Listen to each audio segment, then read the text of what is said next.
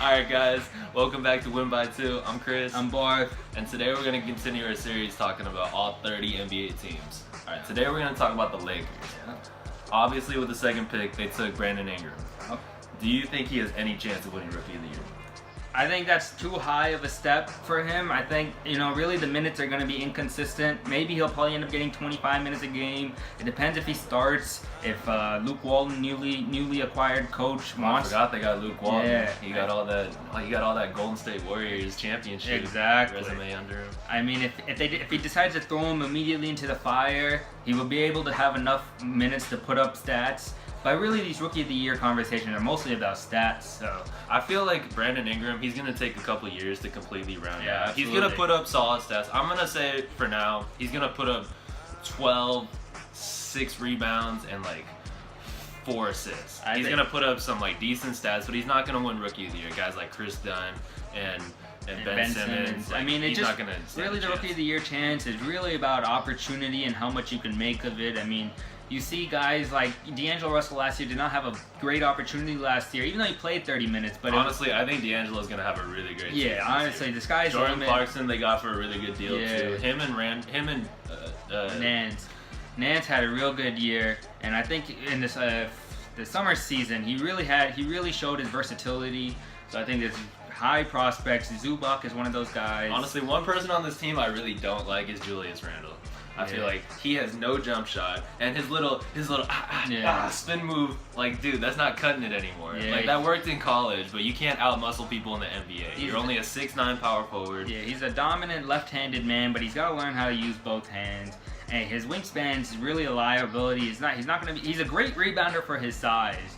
But, I mean, when you're going up against, 7-footers, it becomes a little difficult. I know he can clear the space. Speaking of 7-footers, what about Mozgov? They signed him to a 4-year, $64 million contract? Yeah, 64. I think that's completely overpaying for Mozgov. I feel like they could have gotten someone. They were talking about Festus for $50 million. Yeah. Festus signed for $16 million over 2 years, right? Yeah, it was almost 7. I think it was 7 or 14 with Portland. maybe. But they could have gotten someone so much cheaper that gives the same or even better stats. Yeah, I think they were trying to go for veteran leadership. The problem is, I mean, when you overpay a 30-year-old that's coming off knee surgery. Mozgov's timeline does not fit the Lakers either. Yeah. I feel like Festus would have been perfect. He's under 25 right now, and he's gonna be good. He's gonna be good when the Lakers get good. I think the idea they were going for is they didn't want to find an immediate solution right now. They wanted to create a locker room that was, veteran leadership, and they wanted to create a space that was So you're saying they have to draft another center now? Yeah, I mean, I think Zubac could be one of those guys. I think you can go in free agency once you create a core that you can sell to a free agent, right? Mm-hmm. If you go to Whiteside and you say, hey, we got Ingram and we have Russell, these two, fresh guys out of college who could be great.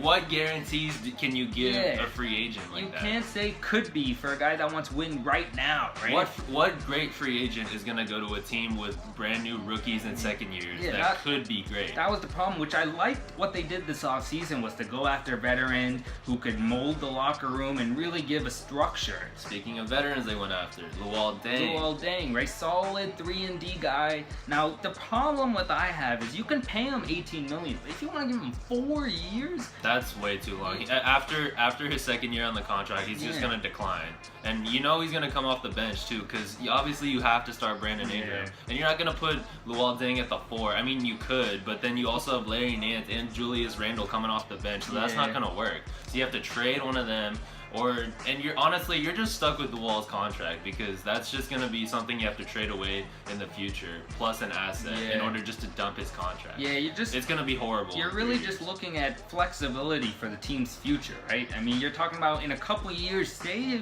if Ingram and Russell pan out and they become all-stars, right? This is something you can sell to a guy like, I don't know who's coming off, maybe an Andre Drummond, right? In 4 or 5 years when he comes into free agency and he says, Detroit's not cutting it, I want to go to a different team, right? You got these few guys that you can sell. But if you're stuck in cap space, eating cap from Deng and Mozgov's stupid contract, I think the Lakers were just trying to find a quick fix to get back to relevance. Yeah, I think that's exactly what was going on.